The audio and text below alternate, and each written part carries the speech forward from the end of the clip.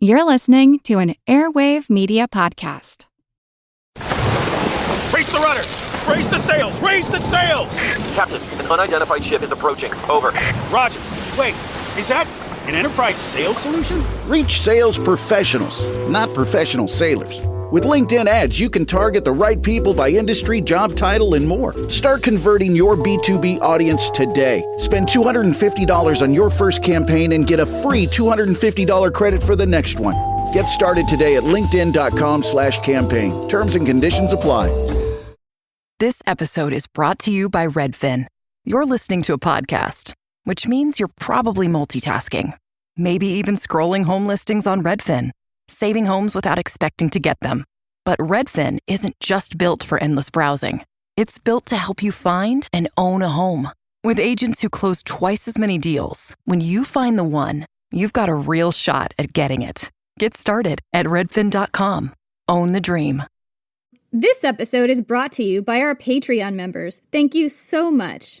Join our Patreon for extra episodes, interviews, extra content, and to help support the podcast and help us continue to do the work we do.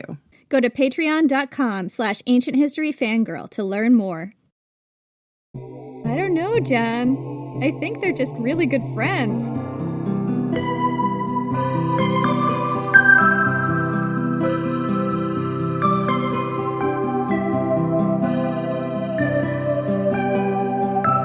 You have never prayed before. Not like this. Not for someone else. You don't know if you can find the words that the gods will understand. The words that will let them know that you cannot live without him. That if he does not return, the gods might as well ravage the earth with plagues, storms, and earthquakes. If he does not return, Lord Zeus, I will burn the world in his name and piss in the ashes. You immediately chastise yourself. A prayer to the gods should not begin with a threat. You have been marooned here on this beach for 10 years. 10 years of war, of glory, and blood and vanity. 10 years of murder and death. 10 years of fighting by Patroclus' side every day, and lying in his arms every night. The men chant your name, Achilles, Achilles, the greatest of the Greeks. They celebrate you, they adore you, and the only man whose opinion matters holds you in his arms at night. You fall into Morpheus's realm, to the sounds of the waves, the call of the sea, the crackle of the fire, and men singing in the distance. In another time, in another place, this could be paradise. But today he asked you for a thing you cannot do. He wanted you to throw away your honor, the one thing you have both fought so hard for, to save a worthless king. So you compromised. You let him don your armor and fight in your name. You taught him to move like you, to speak like you, and you think he does. He could be me. You are weak and vain. Your honor has always kept you from showing how much you love him. You knew it as soon as you laced up his armor, pausing to place a kiss at each joint and groove, pausing to hold him one last time. He smiled, the flash of strong white teeth in his darkly tanned face. You could see the hint of the lines forming around his eyes. They made him look even more handsome. They gave his face a new gravity and pulled you deeper into his orbit. You are hopelessly lost in him. You should be out there with him, fighting at his side. Together, the two of you are an unstoppable force, a late spring avalanche that destroys whole mountain villages. While the Greeks chant your name, you know they should also chant his. But he's always been content to hear your name rolling off the lips of the Greek army like a love song, his name lost in the chorus. Together you have decimated the ranks of the Trojans for 10 years. You look around your cluttered tent, the detritus of 10 years of war. Apart from him, you do not know how to be. Your bed is empty. You can see his robe, carefully folded on the bed. He is so neat, so careful with his things. And you have broken more precious things, goblets, statues, people, than you can count. But Patroclus has kept one fine robe, the only thing he kept from that first victory all those years ago, fresh and clean and whole. Patroclus does not like to break things. He is not hard on things, goblets, statues, people. He is calm and quiet, measured. He has told you many times that when you do a thing, it cannot be undone. And you know that what he says is true, but you cannot stop yourself. You cannot hold back the ocean of words that spew forth when you are angry. You cannot dam up the tide of rage you feel when you look at Agamemnon. So you set Patroclus instead. You let him choose the words for you. Because if they want to hear your words, if they want to see your face, then it is too late to hope for peace. There is no prize that can be offered to slake your wretched honor. For a moment, in your armor, he looked like the best possible version of you. He is broader in the shoulders, his calves are more muscular, and his chest. The leather ties strained against it. You go to your war chest and dig out a libation cup. Your hand shakes as you set it on the lid of the chest, the hand that laced Patroclus into your armor. You pray that you did not make the ties of his chest plate too tight. Dear Zeus, let his aim be true. The beach turns quiet, the sun beats down on your tent.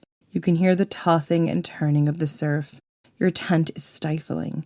You can feel a rage building. Where is he? He promised he would go no further than the beach. This is taking too long. You should be there. He is not as fast as you. He is not as strong as you. And you've made him a target for the entire Trojan army. Your mood turns dark. No one comes to you. You are alone, and you pace, venom filling up in your throat. You will shout at Patroclus when he returns. You will tell him that he has been reckless and foolish, and if he ever does such a thing again, you'll kill him with your own hands. This is how it starts, the rage, the words and thoughts that you do not want to say, that you do not want to feel, bubbling to the surface and dragging you down in their wake. Where is he, you ask? Where has he gone? But there is no answer, only the heat of the day and the call of the seagulls as they skim the surface of the waves. I'm Jen McMenemy. And I'm Jenny Williamson. And this is Ancient History Fangirl. Yeah, it is. I think that's the first time we've done it that way. I think we've done it a couple of times, but you keep telling me you want me to do it, so I'm like, okay. We're breaking all the rules here. We're just trying out a new binary. Sure. We're here at last. Here we are. That was a real gut-wrencher of an intro. Yeah, I mean, it's real difficult for me to think about Patroclus and Achilles and not just every bit of me sort of feels just so heartbroken at the story thousands of years later. We all feel that way if we have hearts. If you don't feel that way, I guess you just don't have a heart. Anyway, in the first part of our Gender Rebel series, we talked about queer history and the lives of people beyond the binary of men loving men. We discussed queer women, intersex people, transgender people, and eunuchs. Now, we're going to begin another series that looks at queerness in Greek mythology. There are plenty of queer stories in ancient Greek myth that break the binary as the ancient Greeks saw it, which would have been the binary of dominance and submission, not necessarily man and woman, although that also played into it. And people who are gender rebels in ancient Greek mythology just as much as in history. Sometimes those gender rebels aren't who you'd expect and who they're usually portrayed to be, and that's what this episode is all about. In our series on the Sacred Band of Thebes, we showed you how the power of gay love overcame the Spartan war machine. We unearthed the skeletons of warriors long dead and listened to the stories they told us about their lives, their loves, and their deaths. The ancient Greeks thought a lot about love and war and the role of love between men at war. They told stories about this. One of the most powerful and enduring stories told was that of Achilles and Patroclus, the epic legend of one of the Trojan War's greatest heroes and his lover. This story has been straightwashed in more modern history. And that straightwashing may color your understanding of this story, especially if, like us, your first real foray into their story was the 2004 movie Troy. Shout out to Brad Pitt's abs. Swoon those ads. And also, shout out to Eric Bana's Fuck Me Eyes. He's like one of those hot, beardy dudes. God. If you have seen that movie, you were first introduced to Achilles and Patroclus as cousins. Which they technically were. Were they? Very distant. I don't know how distant they were in this movie, but like kissing cousins, all right? Brad Pitt and his abs for days as a blonde, tanned, very ripped Achilles. His younger cousin, Patroclus, desperate to become a famed warrior. I mean, these guys are like decades apart, and Brad Pitt is very much the older one. Oh, he is the Erastes here. Yeah, Brad Pitt's Achilles is a virile, aggressively heterosexual man who does manage to really eye-fuck Eric Bana. Oh, yeah. I'm not gonna lie, if the casting was Brad Pitt as Achilles and Eric Bana as Patroclus, I would be here for that movie for days. And I think that would have been weirdly historically accurate, actually. They could be browner, but Right, other than that, I mean, anyway, Brad Pitt is a personification of straight male perfection, circa 2004, as long as you're not looking too closely at those Eric Bana eye contact scenes. Yeah, straight white male perfection, circa 2004. Right, and he has been aggressively straightwashed, let's be very clear. But it is not just modern audiences who have debated, questioned, and struggled to reconcile Achilles' relationship with Patroclus and his sexuality and gender presentation, and what they wanted it to be as a vision of the ideal warrior, versus what Homer was telling us in the text. To the ancients, the question wasn't, were they doing it or no? Because most people accepted that. No, they were asking who the Erastes and who the Eromenos were. Who was the penetrator? Who was the penetrated? What were they doing in bed? Can we get the specifics? To them, that was the important question. And absolutely none of their business. It is none of their business. It's none of our business, but we are going to delve into it because that is how we unpick how the ancient Greeks saw gender and Achilles and Patroclus and their relationship and who they were. So, sorry, we are going to be asking some questions that you should not actually ask people in real life. Yeah, but shockingly, this is one of our least graphic episodes ever. Is it? I mean, we don't really get into anything. We don't get into mutilated bodies. We don't talk about sex acts. We're not crushing children's testicles. I don't know. I feel like this might be a lighter episode. Is it even an ancient history fangirl episode if nobody's testicles are getting crushed? Yes, maybe. Probably not. This is the precedent we've been setting. It's what our audience expects from us at this point. Fucking hell. No testicles were crushed in this episode, you guys. You can all relax. Let me get back to the episode.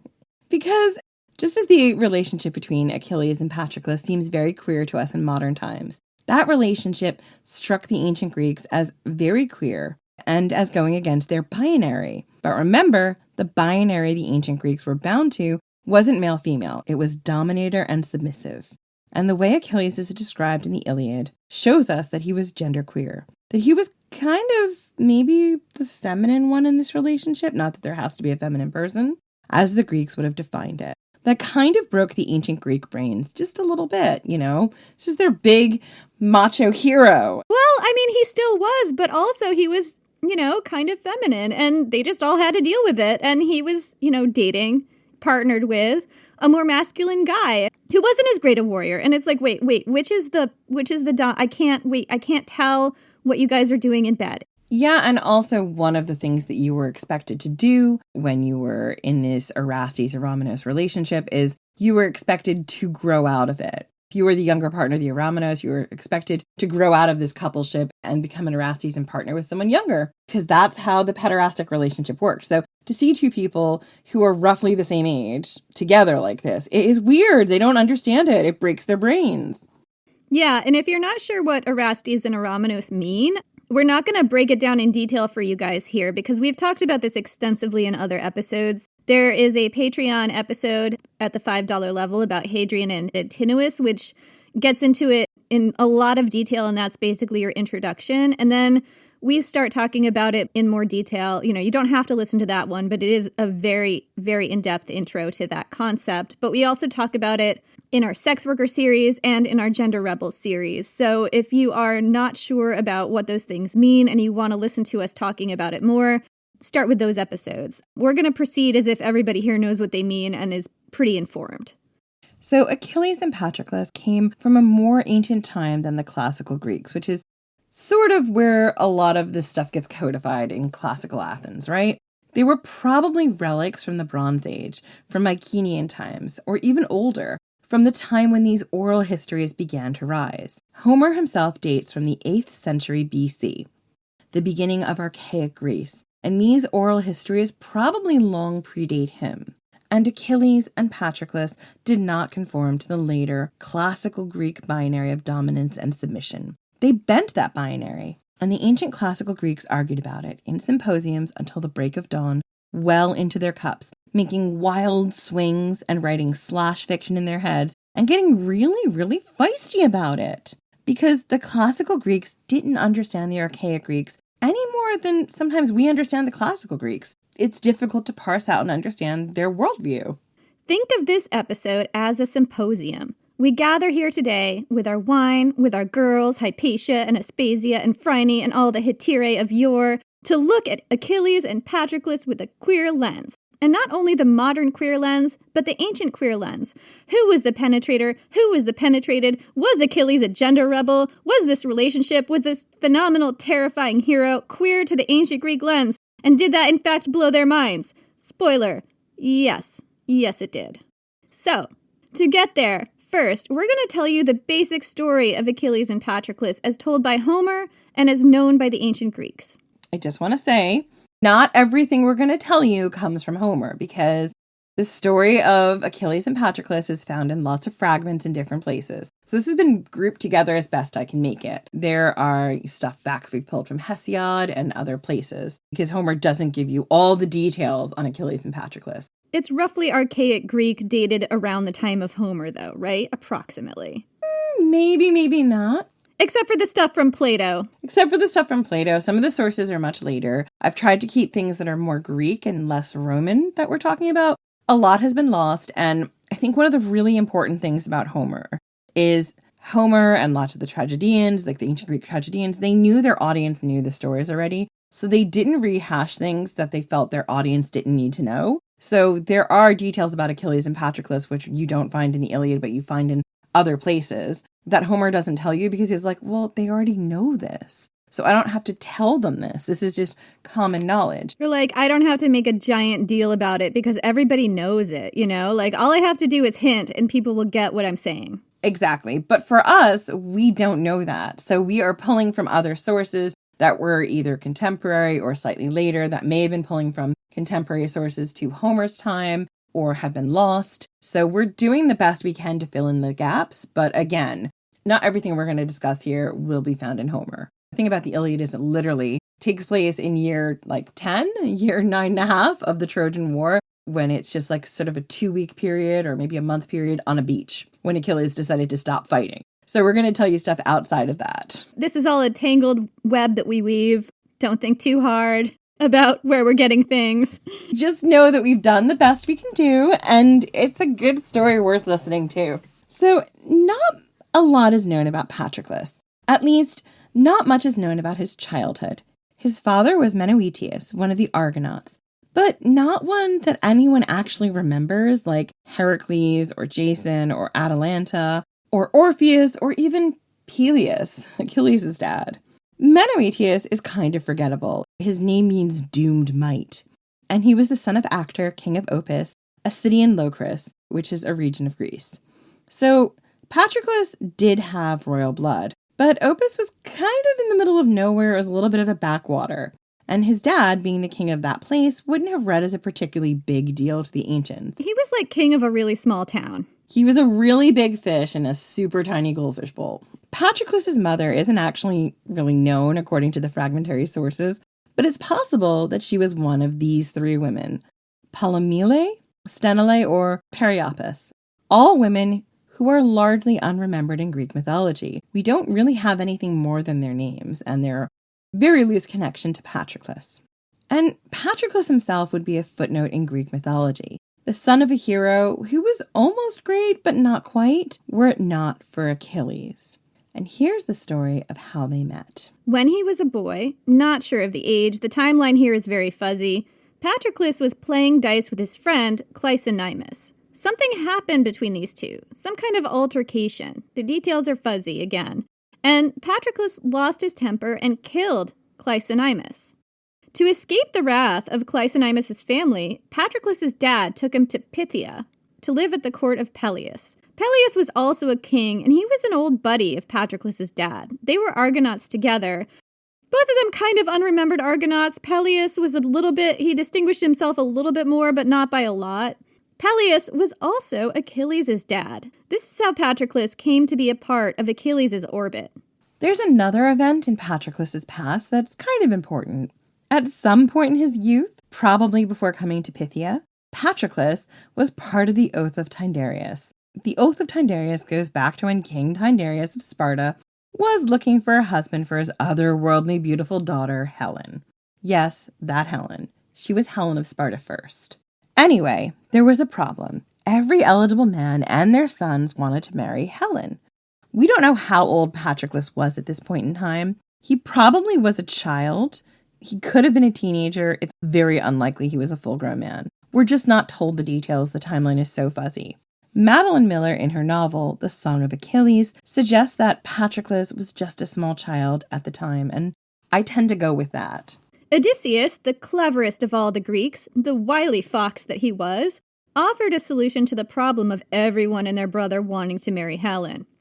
Odysseus told Tyndareus to make every man present at this massive courting event swear that if anyone tried to steal away Helen from whatever husband she chose in the future, they would all come to the aid of Helen's husband and help take her back. Because otherwise, whoever she didn't choose might get real offended about it and try to steal her. That was the fear. And also, because women are property. And of course, honor is at stake. Right, Cucullin? Honor is at stake. That's right. Thank you, Spartan Mom Cucullin. Let me fix your wig here. Hang on. All right, got it. Tyndareus agreed, and every man present swore that they would come to the aid of the future cuckolded husband, because everyone was pretty sure that there would be a cuckolded husband. Oh, yeah. Everyone was like, this is never gonna last. They were like, oh man, he's gonna lose her interest real quick. Patroclus also swore the oath, but Achilles didn't. And that's because Achilles wasn't there. He was too young to be present. This tells us that, although ages are almost never stated and timelines are super fuzzy, Achilles was probably younger than Patroclus, which becomes an important factor later in their dynamic. So, Patroclus, the exiled prince, wound up in the court of Phthia, and during his time there, he became a very close friend of Achilles. He came to serve as his squire and companion. After this, Patroclus, the exiled prince, Patroclus who killed a boy over a game of dice, Patroclus the hothead, he sort of disappeared. When he became Achilles' squire, he underwent a radical personality change. Maybe it was his regret and grief over what he did, killing someone over a game of dice. I mean, yeah, I could see that might grow you up real quick. Maybe it was that he was a little older and more in control of his emotions. We don't know. We're not told. We just have to accept this. But descriptions of Patroclus as someone who would lose his shit and kill someone over a dice game end here. Patroclus became level-headed, a calming influence on the passionate and quick-tempered Achilles. Patroclus became, in a lot of ways, Achilles' conscience and his moral compass. He became a mentor of sorts for Achilles, showing him how to be better, more than just the greatest warrior, but also a great human being, one who could overcome his rage issues. And I mean, that does kind of make sense for me. I mean, Patroclus is walking into a situation where his survival does kind of depend on Achilles seeing him positively and welcoming him into the fold, even as kids. Like, if Achilles has rage issues that just eclipse Patroclus's rage issues, and Patroclus had rage issues that led him to kill somebody when he was a kid, maybe he just kind of changed like a chameleon changes and became somebody who could calm Achilles down because, in a sense, he understood those rage issues. But also he was becoming who he needed to be in this situation. Nothing is in the original text, but I totally, again, this is how I see it as well. I'm like, he's in a new place. He's on his own. Like, what does he have to do to survive here? And this is who he maybe has to become. And it does sound kind of Erastes-like, right? Not the pederasty part, but like the older mentor part. Patroclus was the older of the two boys, the mentor, the calming influence. But Achilles was the one with more social standing, as he wasn't an exile and he was considered the greater warrior of the two boys, even in childhood. So even at the beginning, this relationship was hard for the ancient Greeks to define. Yeah, they kind of don't know what to make of this. Sometime during their youth, Achilles and Patroclus became lovers. While this is never explicitly stated in the Iliad, Homer drops some extremely obvious clues that support the love affair of Achilles and Patroclus, which we'll go into in more detail later. So this is what we know about Patroclus's youth, how he met Achilles, and how they were together before the events of the Iliad. Now we'll take a look at Achilles' childhood and his background.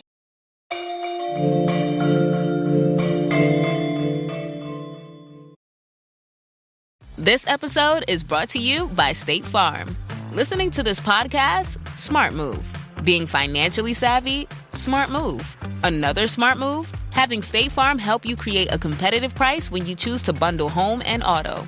Bundling, just another way to save with the Personal Price Plan. Like a good neighbor, State Farm is there. Prices are based on rating plans that vary by state. Coverage options are selected by the customer. Availability, amount of discounts and savings, and eligibility vary by state.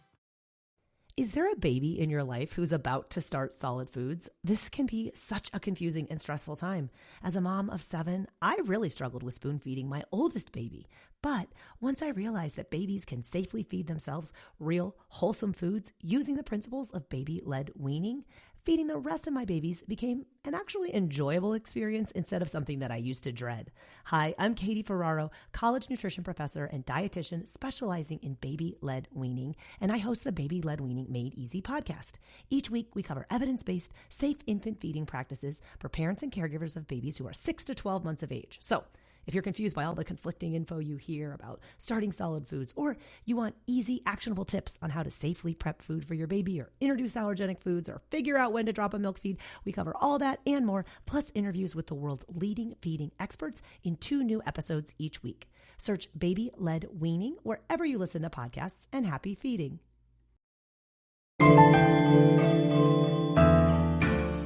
Achilles' origins would have been approximately as humble as Patroclus's, maybe a little bit higher because his dad was a little bit more of a well-known hero on the Argonauts, but not that much more well-known. Peleus isn't a famous Argonaut either. Phthia isn't a hugely celebrated area in Greek mythology, and this is by design. Homer doesn't give us a noble warrior born from Sparta or Thebes or Crete or Athens, although at this time Athens wasn't a world superpower yet. I mean, I think Athens appears like in one line of the Iliad. Like, they were not a thing back then. Yeah, they sent some ships. That's all they did. Right. This is in the 8th century BC. They just weren't that important back then. Homer gives us 2 epic heroes, Achilles and Odysseus, alike in their fame but not their temperament, from Phthia, a lesser-known area in Thessaly, and Ithaca, an island, both areas that are kind of on the outskirts of the ancient Greek world, including at the time. And he does this to make them more relatable. These are like the original farm boys, or in this case, low-born princes, who will go on an epic quest in a galaxy far, far away. His origins would have been about as humble as Patroclus is, if it wasn't for his mom. Before Achilles was born, there was a prophecy concerning his mother, Thetis. She wasn't human. She was a water nymph, and a stunningly beautiful one. All the other gods, including Fuck Daddy Zeus, because obviously, wanted to get with her. This prophecy said that whoever had a son with Thetis was in trouble, because this son would be more powerful than his father. Which, as we all know in Greek mythology, is a red flag to the fragile dicks of Mount Olympus. Thank you, Queens, for the term fragile dicks and fragile dick energy. Shout out to Queen's Podcast. We owe you guys a drink. Anyway, Zeus, Poseidon, and all the rest of the Olympian fuckboys were like, we'd better lock down Thetis with a mortal man. Because none of us needs a son who's more powerful than, I don't know, one of us. A son who could shake the heavens, or rattle the earth, or raise the seas, or rival the Olympians. Yeah, and bear in mind that this was Zeus's own playbook. He hacked his father's genitalia off. And did his father do that before that? To his father, and then his father, and then his father. They all impregnate women, probably non-consensually, and they give birth to genital hacking sons. So, look out. So anyway, Zeus decreed that Thetis would marry Peleus. Probably because Peleus was a pretty pious dude, and he was also a hero, but he was kind of just a normal guy. He was not that epic a hero.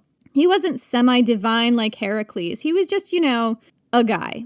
Ordinary. Mortal. Good enough, but not exceptional. He was like the cornflakes of heroes. No, I think he's a little better than cornflakes. He's like... I'm not a fan of cornflakes, maybe I'll agree, but just in my lexicon of carbs, he'd be cornflakes.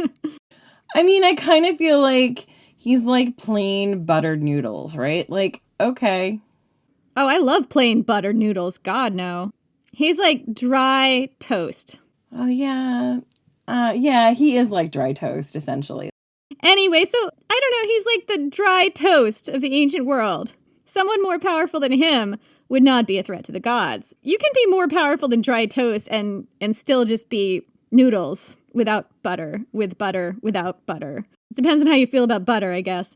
So Thetis was just like, nope, o'clock. She's like, I am a goddess. I'm not getting with a mortal man. I'm not getting with any of you fuck daddies. Can you all just leave me the fuck alone? Nope, I'm gonna nope right out of this fuckery. Nope, rocket into the sun. And since she was a sea nymph and Peleus was dry toast, she was just gonna refuse to sit still and be married to that guy. What was he gonna do, climb into the sea and force her? Thetis had special powers of her own. She could shapeshift into different sea creatures to avoid her suitors. Peleus, a generally unexceptional bowl of cornflakes sort of guy, had no chance of making this happen. But the gods wanted Thetis married to Peleus, so they could lock that prophecy down. Proteus, a sea god, took Peleus aside and told him the secret to conquering Thetis. Proteus told Peleus to hold on to her as she changed form, and eventually she'd get tired or change into something he could easily conquer. Which, of course, is what happened, because that is called wrestling a woman into submission. It is not okay. I mean, you'd think we don't have to say that, but apparently in the ancient world we do have to say that. Bad Peleus, bad. So, as we said, Peleus somehow caught Thetis and held on to her, wore her down, and eventually she was just too exhausted to resist him. Wow, what an epic romantic story to tell your children. How I Met Your Father, kids. That's really the meet cute we all dream of. That's what we all aim for. I think that John Hughes made movies about this in the 80s. I don't know. You know, rewatching some of those movies, it does kind of feel that way. So, there was an epic wedding. That's where the seeds of the Trojan War were laid when Eris, the goddess of strife and chaos, gate-crashed the wedding and tossed a golden apple into the crowd, declaring that it should go to the fairest. 3 of the most powerful goddesses got their whole egos and identities wrapped up in being judged the fairest. A mortal named Paris got roped into this whole travesty, and eventually this resulted in the Trojan War. But all that is in the future. All you need to know for now is that Thetis and Peleus got married, and it was not a happy marriage. Thetis had a son with Peleus, or a few sons. The sources here vary, but I mean, I've more commonly seen it that it was just the one. And she loved her son. She was legitimately happy about this little boy named Achilles. She loved him so much that she didn't want to lose him. She didn't want him to die. She wanted to burn away his mortality by putting him in a fire every night and then anointing him with ambrosia by the day. Allegedly, this whole process is going really well until Peleus watched his wife putting his son in a burning fire and kind of lost his mortal mind. I mean, that is reasonable. I guess, but like, he's fine. He would have been so much more fine if Peleus had just like taken a moment and been like, hey, wife who didn't want to marry me, what is this about? And can we discuss it? Like, is this an Olympian thing? Can we have a pause? Can we just have a calm, rational, I statements conversation about how you're putting our son in the fire? See, this is how I feel when you put our son in the fire. When you put our son in the fire, I feel not good. So again, Achilles has his father to thank for the fact that he was not immortal. Thanks, Dad. There's also a much later Roman source that gives birth to that famous Achilles heel. It's a story about how Thetis dipped Achilles into the river Styx to make him invulnerable by holding him by his heel, so that only that little bit of heel remained mortal. But as I said, this story is much later. It's not actually from the ancient Greek canon. It's from a Roman source from like almost 1,000 years later, I believe. It is from a Roman source. I think so. The reason I really go back to the story of Achilles and the fire and his mortality being burned away is because we actually see that in the mythology of Demeter and Persephone. After Persephone has been taken to the underworld, her mother is like so distraught that she wanders the earth and kind of becomes this nursemaid of this mortal child and essentially is doing the same process to him to burn away his mortality. So I think that is much more in the Greek canon than the heel story. Anyway, so after Peleus became totally unreasonable and threw an absolute hissy fit about Thetis putting the baby in the fire, Thetis stormed off and left Achilles to be raised by her shitty husband. But she appeared to Achilles sporadically throughout his childhood and adulthood because she did love her son, even if she had, kind of a unique way of showing it. Achilles showed promise as a warrior really young, although, again, the timelines are all over the place here and it's all really confusing. At some point in his childhood, he trained with Chiron, the one reasonable centaur.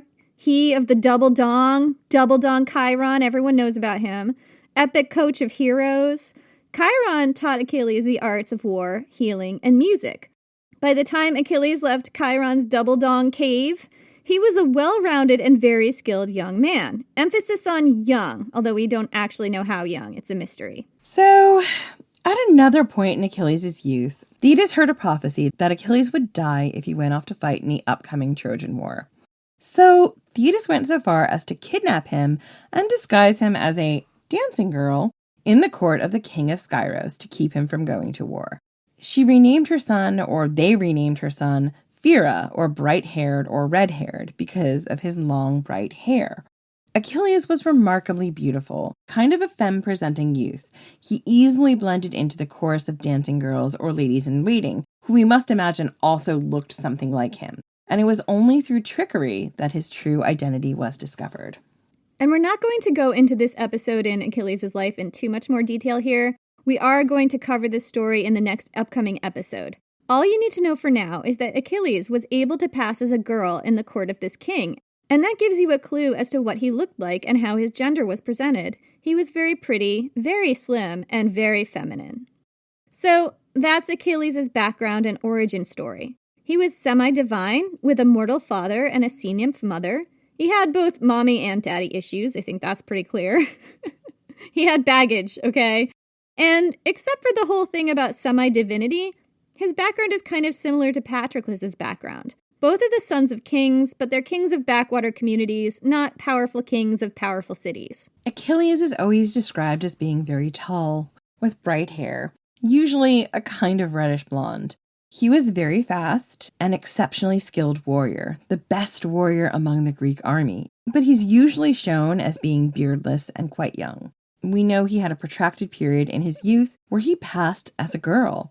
So he's a powerful warrior, but he's actually pretty feminine presenting. He's genderqueer, maybe even gender fluid. That in itself would have broken the classical Greek brain a bit. We know it's probably breaking the brains of some modern listeners. It might be a different way of thinking about Achilles than you are used to, especially if your intro to Achilles was Troy from 2004. So the classical Greeks just didn't know what to make of Achilles. And here's the thing that I did the primary research on this, so I've had a lot of time to think about this. So the ancient Greeks can really wrap their heads around genderqueerness in their gods, right? We see it with Dionysus, we see it with Aphrodite, but they did try and erase that. We see it with a little bit with Hermes. Apollo's definitely has a genderqueerness to him, and he's very problematic, but he does. And they can kind of see it in their immortals because, they're not mortal. They're not like us. They're something else. And I kind of feel like maybe this whole myth about burning away Achilles' mortality might be their way of trying to understand how he's described and how he's different from them. He is part divine. He's semi-divine. And maybe his genderqueerness was part of his semi-divinity, or would have read that way to the ancient Greeks of the Archaic period, possibly. I don't read Greek. I don't read ancient Greek. I don't read classical Greek. I don't read Archaic Greek. So I can't tell you exactly what's in there or what the nuances of the story is, because all of these, the Iliad, the Odyssey, all of the stuff that comes down to us had nuances that we don't know. So it's just a thought that maybe there is something that we don't know at play here. Well, and also maybe the genderqueerness of Achilles would have read as semi-divine. That would have been one thing that would have been sort of a giveaway to his divine status. And another thing might be his paleness and blondness, which was another thing that was associated with the way that the gods looked. Not all gods, but some gods, yes. Particularly the bright hair. Many gods did not have bright hair, but a few gods did. Particularly I think Aphrodite is sometimes described as having bright hair. I think Helen had bright hair. Again, these are not really how they would have looked because we're talking about Mediterranean culture. So I think it is a technique of saying there's something different about this person. So we don't know exactly how old Achilles was when he joined the Trojan War. But we do believe that he was pretty young when it started, maybe around 14 or 15 at maybe the youngest. But that's a guess. I didn't see anywhere where it said this is how old he was. The Trojan War was a 10-year conflict that literally sapped everyone's life. Was Achilles like 9-year-old superhuman strength Cuchulainn young when the Trojan War started? We don't know. Time is kind of fuzzy here. But we know that Achilles was young enough to be mistaken for a girl. So let's say he's in his mid to late teens, right? That seems legit. Maybe early 20s. Anyway, so now you contrast that with Patroclus. We don't have a lot of descriptions or depictions of Patroclus, and he's generally accepted to be older than Achilles, but not a lot older. However, he is usually depicted as a more mature man, with dark hair and olive skin. He's sometimes shown as bearded, particularly later in the Trojan War, and sometimes clean-shaven. He looks kind of like you'd expect a Mediterranean man to look. Achilles, on the other hand, is lean. He has bright hair, possibly reddish blonde. He's almost always beardless, and he's pale. And that paleness and bright hair we've talked about before. These are ways of othering people sometimes because, Goths and Celts were blonde-haired and pale, and they were kind of unusual looking to the ancient Mediterraneans.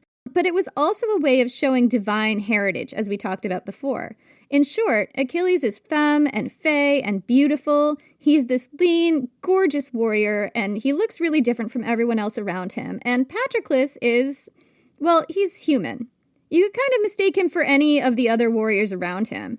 He isn't special, or at least he doesn't look special. And there isn't anything in his background that is particularly special. I mean, I'm sure a lot of those guys killed a childhood friend over dice games because it was the ancient world, and that was what people did. I would also say about the sort of paleness, because we don't know what that means when we say pale, right? The paleness was also associated with women in classical Athens, right? And in Rome, upper class women were not allowed out. So that was a sign of beauty to be pale. And it was also a sign of wealth because if you could stay in the house all day, it means you had people to run your errands for you. Exactly. And again, some of Homer we are getting through a classical lens. So that is another thing further removed. It might be something that was added. So already you can see how this relationship would have really confused the ancient Greeks or the classical Greeks, who always wanted to know who the Erastes was and who the Eromenos was. At first glance, Patroclus should have been the Erastes, the lover. He was older, depicted as more physically mature, and Achilles was the younger, more femme one. But it's not so simple, because Achilles was a powerful, heroic warrior. Achilles was the one with the semi-divine parentage. Patroclus had no real special background at all. And again, their social status, aside from this parentage, was pretty equal. Their ages weren't that different. Patroclus might have been a little older, but they were pretty close to the same age. They were both very young when the Trojan War started, we think. So the classical Athenians needed to know who was on top and who was on bottom. And again, I mentioned this earlier. The other thing they really desperately wanted to figure out is why hasn't Achilles outgrown this relationship? If he is the Eromenos, he should now be moving on to being a predator of young boys, right? That's how these relationships go. He should not still want to be with his lover. He should be moving on. And Achilles doesn't. He's in a really happy relationship. By the end of the Trojan War, they've got to be in their 20s or early 30s, right? We imagine. And they're still a couple. And to me, this feels very Theban sacred band. And it feels really like the roots are here. This relationship is in the mythology, in the pop culture, in the history, in the roots, is kind of coming from these two guys.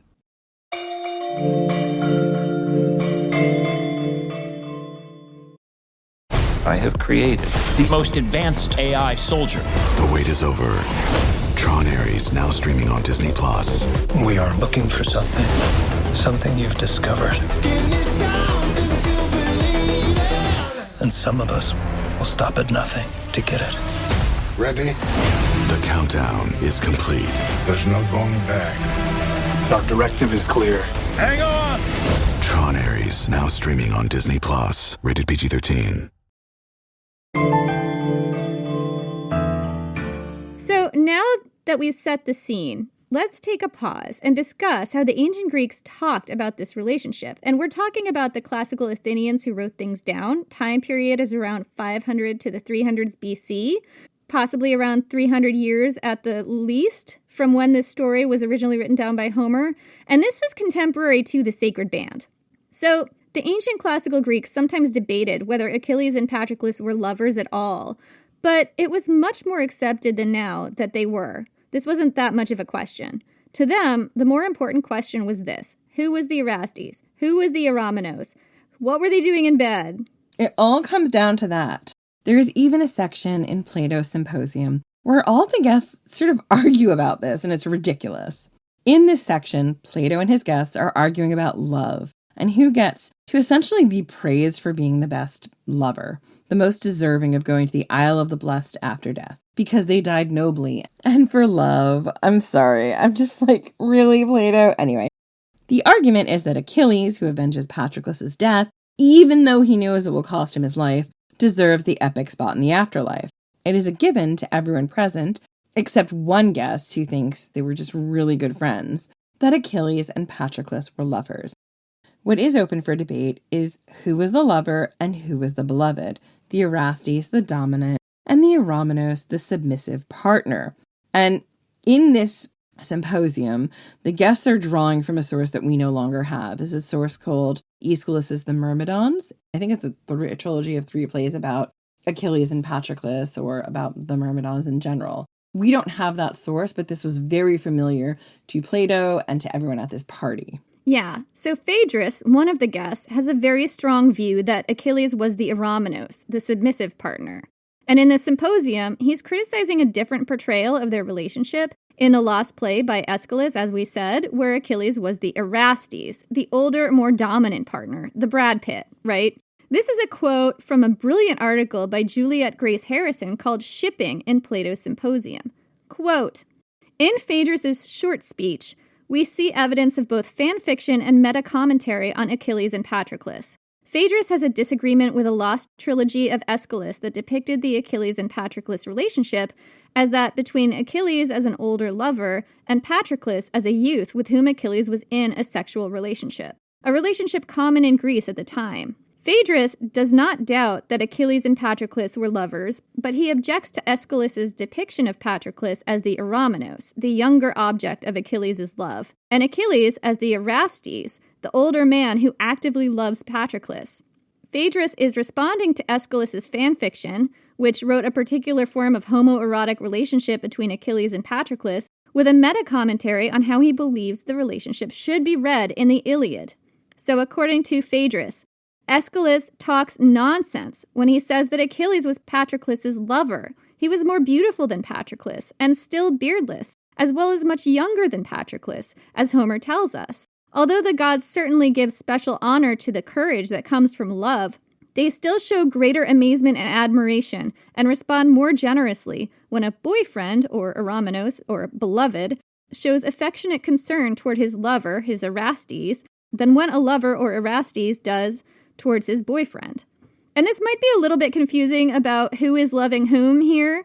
So let's take a minute and just break this down, Jenny. Yeah, okay. So here's a little nuance of the Erastes-Eromenos relationship that I kind of didn't wrap my head around until we got to this part. So the way that love flowed, according to the ancient Greek conception of the Erastes-Eromenos relationship, was from the Erastes to the Eromenos. The Erastes was the active partner in all ways. He was the one who pursued the Eromenos, and he was also the one who actively loved, like had the feeling of love toward the Eromenos. And the Eromenos kind of just accepted it all. Like, they were the passive partner. Yeah, it's kind of just the Eromenos' job to take the love that he is given, and in every way you can interpret that. Which is disturbing because this is not a consensual relationship between people who are enjoying that. This is between a man and a young boy. In the classical Athenian framework, yeah. So what she's saying here, and what Phaedrus is saying, is that The gods honor when an Erastes loves his Eramenos, but it's especially remarkable when an Eramenos actively loves his Erastes because they weren't supposed to do that. Like, that wasn't part of the role. So it's like over and above. Over and above, and it's also like, it's just this incredible kind of love when you are loved back by this person who's essentially a child, whose only job is to sort of put up with you abusing them. It's real dark when you look at historically what that was. So the article continues to break down this theory. Quote, both Aeschylus and Plato's Phaedrus see what they perceive to be a homoerotic relationship between Achilles and Patroclus and read Homer through these cultural norms. Phaedrus is not trying to demonstrate that Achilles and Patroclus were lovers. He seems to assume this assertion will be accepted largely without question by his audience. Rather, his problem with Aeschylus' fanfiction is that Aeschylus portrayed the lovers the wrong way around, presenting Patroclus as the Eramenos, the beloved, even though Homer clearly states that Achilles is younger than Patroclus. Phaedrus is not suggesting a transgressive or controversial reading of the relationship, but rather is forcing the relationship to conform to what he sees as culturally and socially appropriate. Moreover, the gender of the characters is not particularly important to him. It is the relative positions of the lovers in a hierarchical relationship, with Achilles as the Eramenos, that concerns him.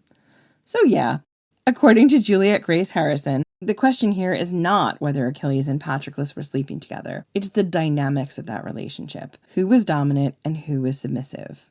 Yeah, and she's pointing out what we've been saying this whole time. The gender wasn't that important. It was who was dominant and who was submissive. Like, that was their binary. So Homer kept the relationship between Achilles and Patroclus both maddeningly vague and blindingly obvious. And he did this for a reason.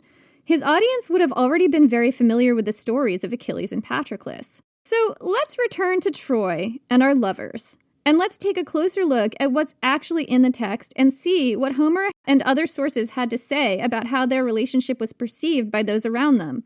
So Achilles and Patroclus arrived in Troy.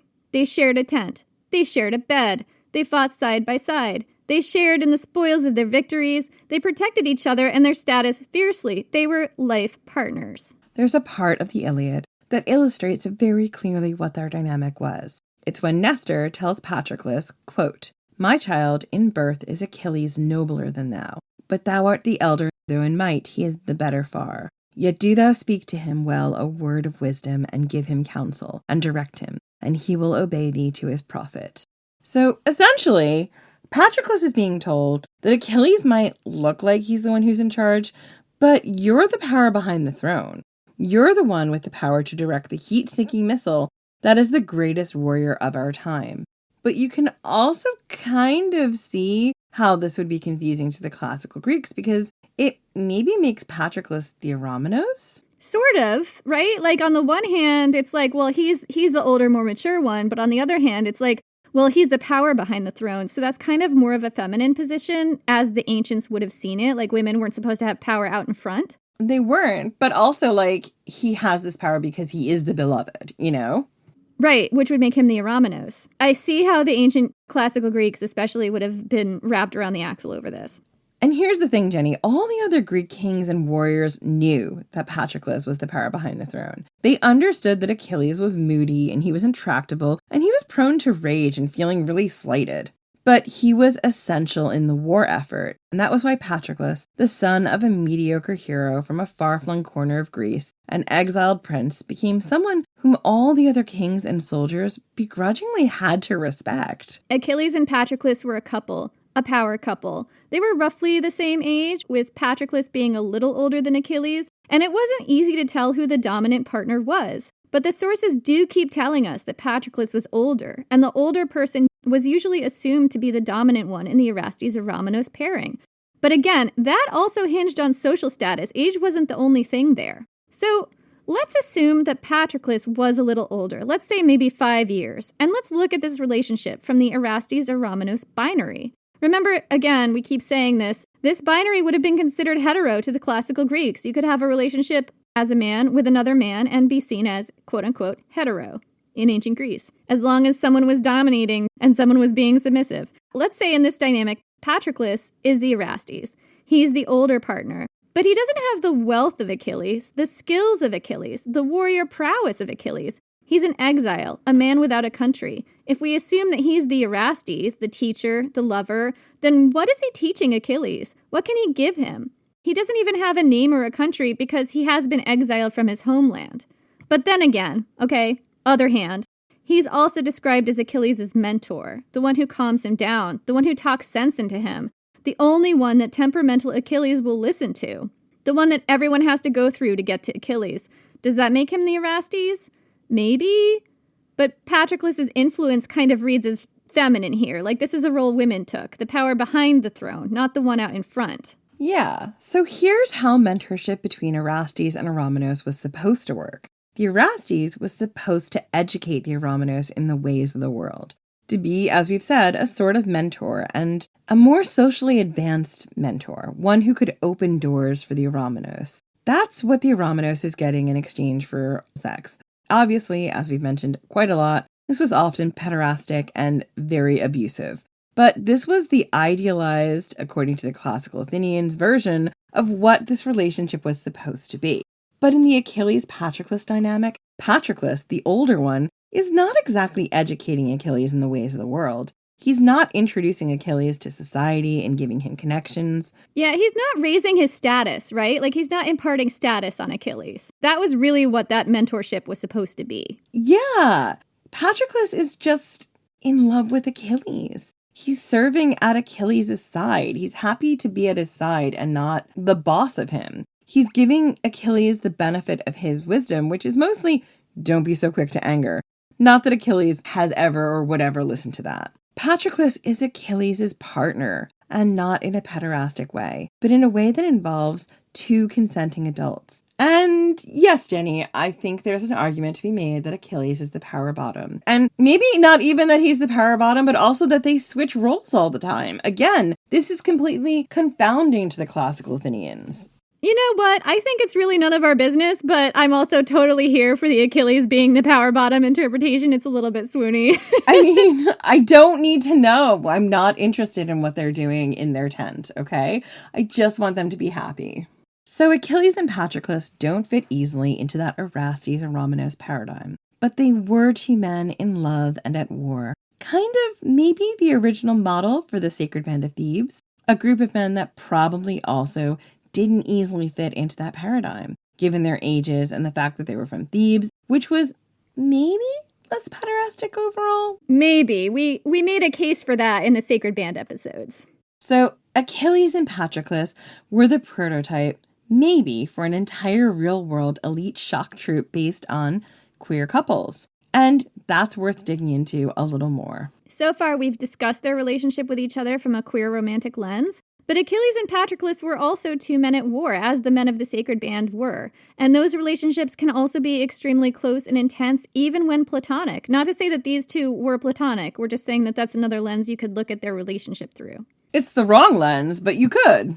Well, I think it's a second lens. I mean, I think that they're both in play here. They were two men in war who depended on each other in war, but they were also in love. Yes. So toward the end of things, the Trojan War had been grinding on for 10 years. Many epic heroes on both sides of the conflict had fallen, but not Achilles and Patroclus. In fact, when the Iliad opens, it's towards the end of the conflict, and Achilles has flat out refused to fight anymore. This is because Agamemnon, who Achilles had some real history with that was not good, he had some serious beef, had taken away his war prize, Briseis. So we're going to get into the whole Achilles and Briseis relationship more in our next episode, so we're not going to dwell too much on this here. Yeah, and we're going to get into where the beef with Agamemnon really starts. That also involves another woman, but not in this episode. Right.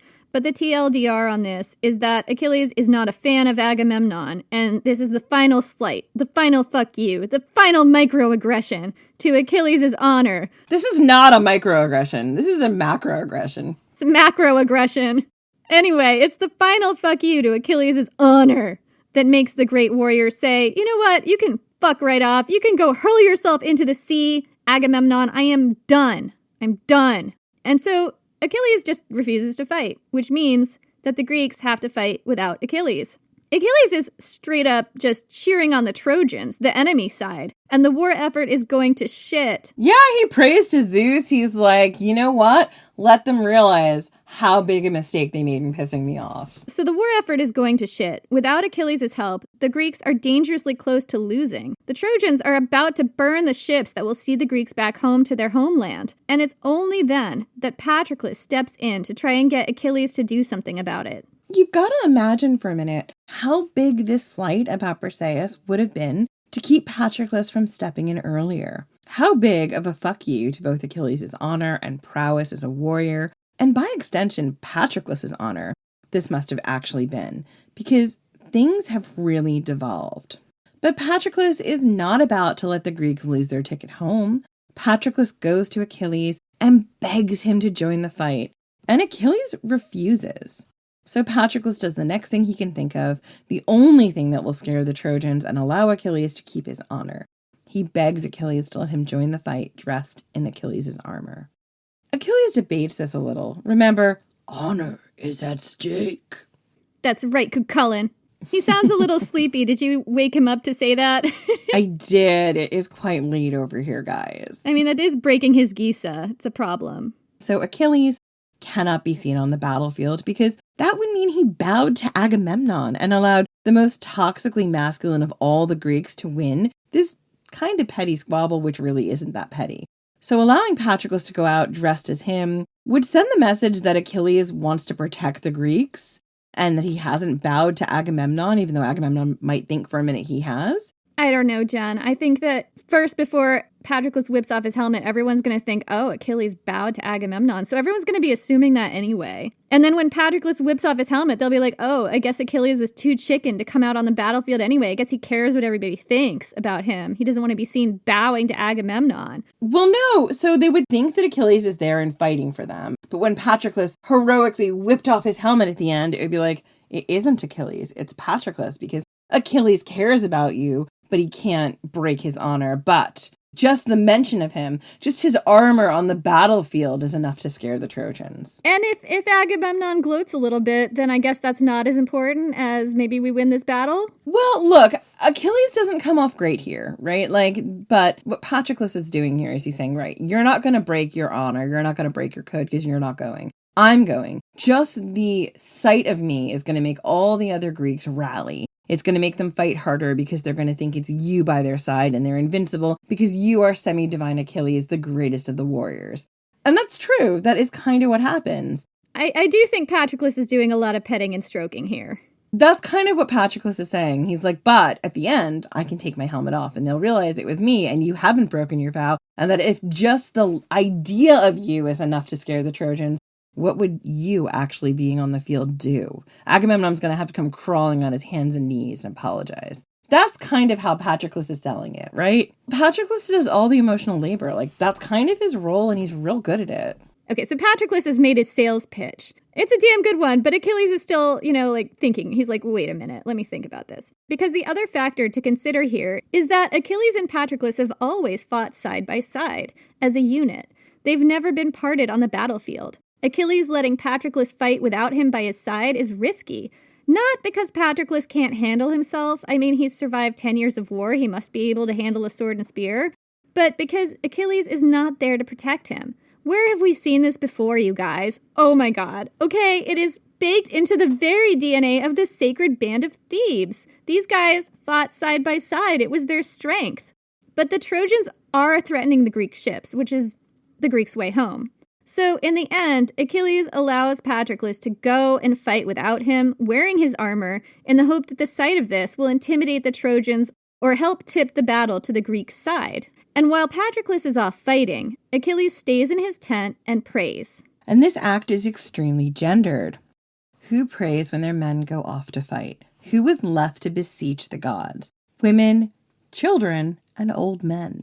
Achilles in this moment is very much playing the same role that Andromache, Hector's wife, plays every day when he goes off to fight the Greeks. Achilles is praying for the safe return of his lover.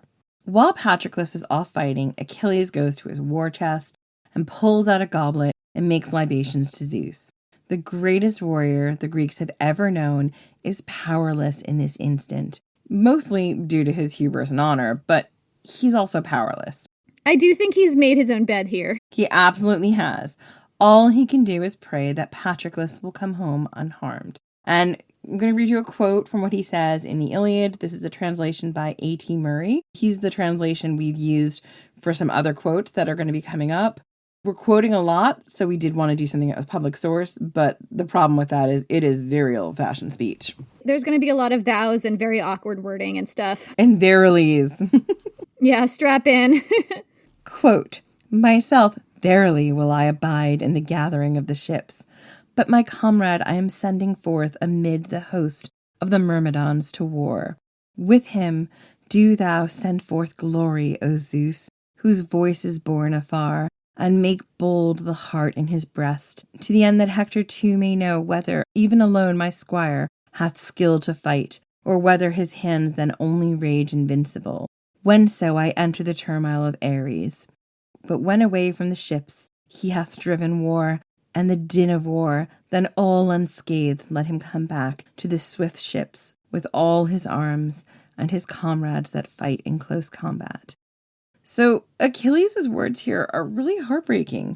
They're filled with a lot of uncharacteristic emotion and longing. He's saying to Zeus, give Patroclus glory. Let him kill Hector. Let them see that just my squire in my armor has the ability to, terrify everyone on the battlefield of Ares, right? Bringing it back to me just a little bit. Just a little bit, because Achilles is a massive ego. That's his problem. His honor is always so important. But then bring it back to Patroclus. Most importantly, bring him back to me. With all his arms. With all his arms. I mean, he does mean his weapons and everything else, but, Was Patroclus an octopus? How many arms did he have? The ancient Greeks need to know. Look, I'm not going to lie. Patroclus would make the best softopus ever. He would. He'd be so cuddly. I mean, look, Homer doesn't say straight out that he wasn't an octopus. He just hints. He just hints that he could have been. Anyway, but the gods are fickle. The Greeks are beaten back, the ships are saved, but Patroclus falls in battle. He's slain by Hector, and all Achilles can do is hear the cheers and the gasps of the crowd from his tent. When Patroclus falls in battle, he's stripped of his armor. Everyone can see he's not Achilles. Hector takes the armor and shames his body. And the great Greek kings, particularly Menelaus, cuckolded husband of Helen, all fight to protect the corpse and bring it back to Achilles. So they're doing Achilles a solid here, even Achilles has been a real dill hole the whole time. They're doing Achilles a solid, but I think, the reality is that Achilles would probably kill them all if Patroclus' body didn't come back to him, right? I think they know what's going to happen. If this body does not come back to Achilles, no matter how angry he's going to be that somebody killed Patroclus, he's going to be even more angry at all the Greeks. He might just burn everything to the ground. That's fair. There is no way the Trojans are taking this body. Anyway, so when Patroclus is brought back to Achilles, this is what Homer tells us Achilles does next. Quote, a black cloud of grief enwrapped Achilles, and with both his hands he took the dark dust and strewed it over his head and defiled his fair face, and on his fragrant tunic the black ashes fell. And himself in the dust lay outstretched, mighty in his mightiness. That's a great line. Mighty in his mightiness. I know, you can see why I kept this ridiculous translation, right? And with his own hands he tore and marred his hair. And the handmaidens that Achilles and Patroclus had got them as booty. Oh no, that's the next episode where we get to talk about the booty and feel real bad about everything. We're just not taking this seriously enough. Shrieked aloud in anguish of heart, and ran forth around wise-hearted Achilles, I suspect that is sarcasm, and all beat their breasts with their hands, and the knees of each one were loosed beneath her, and over against them Antilochus wailed and shed tears, holding the hands of Achilles, that in his noble heart was moaning mightily, for he feared lest he should cut his throat asunder with the knife. Thus terribly did Achilles groan aloud, and his queenly mother heard him as she sat in the depths of the sea beside the old man her father. Thereat she uttered a shrill cry, and the goddesses thronged about her, even all the daughters of Nereus that were in the deep of the sea. So, let's break this down. Achilles is so distraught at the death of Patroclus that he covers his face and hair and shirt in dirt and ashes. He tears at his hair and body, and he cries so loudly, moans so loudly that his mother, his very own mother, deep in the depths of the heart of the sea, hears him. Antilochus, one of the soldiers, has to make sure there are no knives or sharp objects around because everyone is afraid that in Achilles' mental state, he might take his own life. There's, again, when we compare this to Hades and Persephone, when Persephone is abducted by Hades, her cry is so loud that it rents the earth. It echoes through everything. I feel like that's kind of what we're getting here with Achilles, right? His sorrow is so great that in the depths of the sea, the Nereids, the daughters of Nereus, can hear that he is grieving. There's a really great episode on Let's Talk About Myths, Baby, which is about Homer. And kind of the posit is that Homer took all the big highlights as far as the creatures and storylines and included them in the Iliad and the Odyssey. And I kind of think you can see this in the Achilles in the fire, and you can see this in Achilles' scream renting the earth, essentially. Interesting. So this quote that we've read is heartbreaking. And again, it is a very gendered quote. That's the other reason I included it, because in this moment, he is crying and wailing like a woman. And it's very, very similar to how we see women in antiquity grieving the death of their husbands.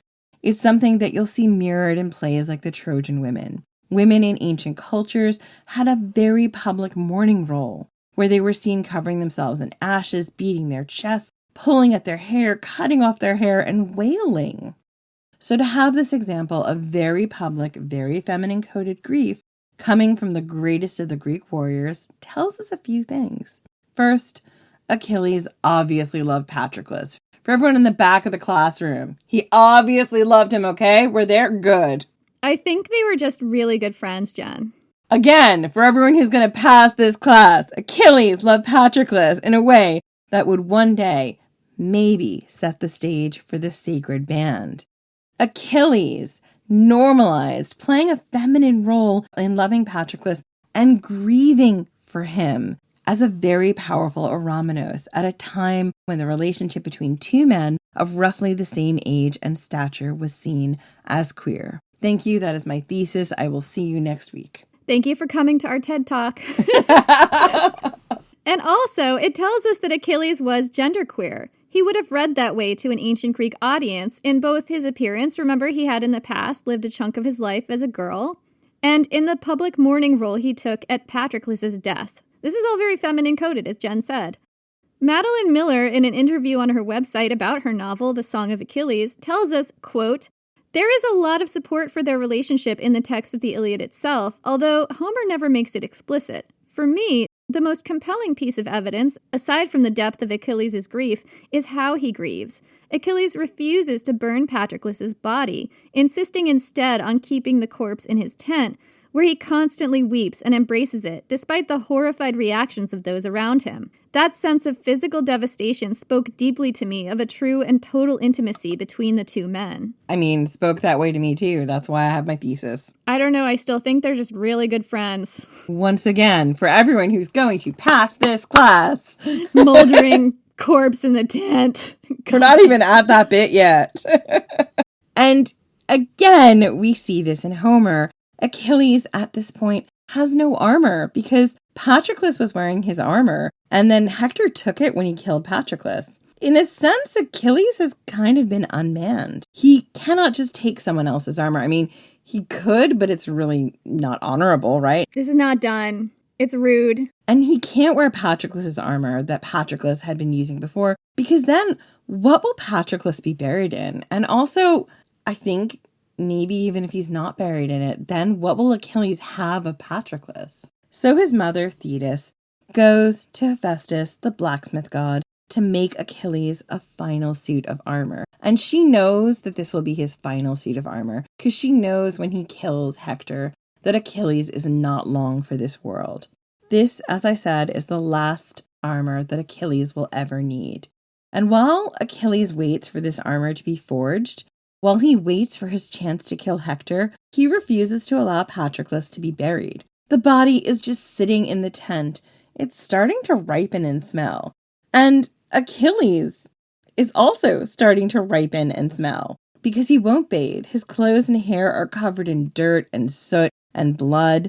Achilles' outward appearance matches his inner turmoil. I don't know. I think they're still just really good friends. For everyone who wants to pass the class, ignore Jenny. Look at the body. It's still in his tent, for God's sake. It's still in his tent. He's cuddling it. He's spooning it at night. He's spooning the corpse still. Literally, the gods have to come down. Thetis has to personally protect it when he goes out to fight Hector. The gods actually did put some sort of anti-smell magic on Patroclus's body to keep it from decaying, because I think the smell was even bothering them up there. And they were upset about this too. Like, this is just not done. You don't do this. But poor Patroclus' spirit cannot rest. He comes to Achilles one night. Here's how Homer describes it. Quote, "Then there came to Achilles the spirit of hapless Patroclus, in all things like his very self, in stature and fair eyes and in voice, and in like raiment was he clad withal. And he stood above Achilles' head and spake to him, saying," quote within the quote, "Thou sleepest, and hast forgotten me, Achilles. Not in my life wast thou unmindful of me, but now in my death bury me with all speed, that I pass within the gates of Hades. Afar do the spirits keep me aloof. The phantoms of men that have done with toils, neither suffer they me to join myself to them beyond the river, but vainly I wander through the wide-gated house of Hades. And give me thy hand, I pitifully entreat thee, for never more again shall I come back from out of Hades, when once ye have given me my due of fire. Never more in life shall we sit apart from our dear comrades and take counsel together. But for me hath loathly fate opened its maw, the fate that was appointed me, even from my birth. I, and thou thyself also, Achilles, like to the gods, art doomed to be brought low beneath the wall of the wealthy Trojans. And another thing will I speak, and charge thee, if so be thou wilt hearken, lay not my bones apart from thine, Achilles, but let them lie together." Then in answer spake to him Achilles, swift of foot. "Wherefore, O dear beloved, art thou come hither, and thus givest me charge about each thing? Nay, verily I will fulfill thee all, and will hearken even as thou biddest. But I pray thee, draw thou nigher. Though it be but for a little space, let us clasp our arms, one about the other, and take our fill of dire lamenting." I don't know, Jen. I think they're just really good friends. Homer's got more to say. So saying, he reached forth with his hands, yet clasped him not, but the spirit like a vapor was gone beneath the earth, gibbering faintly. And seized with amazement, Achilles sprang up and smote his hands together and spake a word of wailing. "Look you now, for the whole night long hath the spirit of hapless Patroclus stood over me, weeping and wailing, and gave me charge concerning each thing, and was wondrously like his very self. So spake he, and in them all aroused the desire of lament, and rosy-fingered dawn shone forth upon them, while they yet wailed around the piteous corpse." This moment where Patroclus returns to Achilles, where he begs him to bury his body so that he might find rest in the halls of Hades, is so visceral and so heartrending. We all feel for Achilles. We all understand the pain of his grief, and we all feel for Patroclus. We want him to find the peace he deserves. And this feeling, this grief, this sorrow is one of the strongest motivators for the sacred band. None of those elite warriors wanted to outlive their beloved. None of them wanted to be Achilles. The rest of the war winds down the way you'd expect. Achilles gets his armor and kills Hector. Achilles, in his grief, cuts his hair short, as women did when they grieved a loved one. He washes and bathes Patroclus' body, again a job generally left to women in the preparation of the dead. Patroclus is buried with honors, and when Achilles falls, far from his homeland within the walls of Troy, he's buried with Patroclus. Together they share a tomb as lovers in life and death. Throughout the ages, Achilles and Patroclus have come down to us as friends and comrades. The story of their love is often straightwashed. Supporting the love of these two epic figures is sometimes seen as transgressive to the original text. But Achilles and Patroclus were not just friends and comrades. They were lovers. And Achilles, the toughest, most dangerous, most epic warrior the Greeks ever knew, was absolutely genderqueer. And in a relationship that would have read as very queer, not just to us today, but to the ancient Greeks back then. Who was the Erastes? Who was the Eromenos? Who knows? Who cares? This is quite frankly none of our business. And it doesn't mean anything. You can be the super badass warrior on the battlefield, but also feminine presenting. You can be the power behind the throne, the calming influence, the reasonable one, and also a very doodly dude. You can do whatever you feel like in bed, and it doesn't have to mean anything about your gender unless you feel that it does. Obviously, we don't need to tell you that, but it is true. Even so, it's so easy to romanticize Achilles and Patroclus, just as it is to romanticize the sacred band. There's something so intense and swoony and visceral and romantic about love in the time of war, even though there's nothing romantic about the reality of war at all. We love this pairing, and we sometimes let the romance get the better of us. We indulged ourselves hard when we did our episodes on the sacred band because it had been a long, dark season, and frankly, we needed to do that. But the story of the sacred band leaves out women. And the story we just told you about Achilles and Patroclus mostly left them out too, by design. But the sacred band didn't exist in a silo, and neither did Achilles and Patroclus. Their deeds, their actions, had long-ranging consequences for the women who crossed their paths. In our next episode, we're going to dig into whatever happened to the women who came into the supernova orbit of Achilles and Patroclus.